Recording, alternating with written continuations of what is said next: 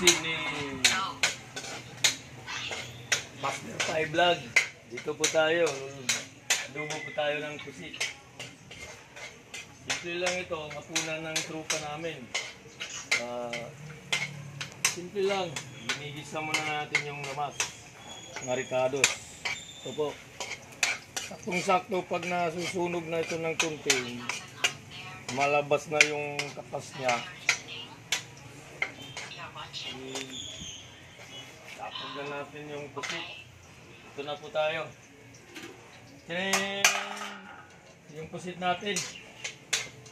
Hapunan ito ng trupa namin. Simpleng hapunan lang ito, pero masarap ito.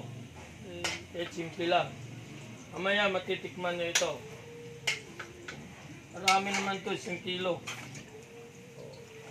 Tundod natin. Mapi na.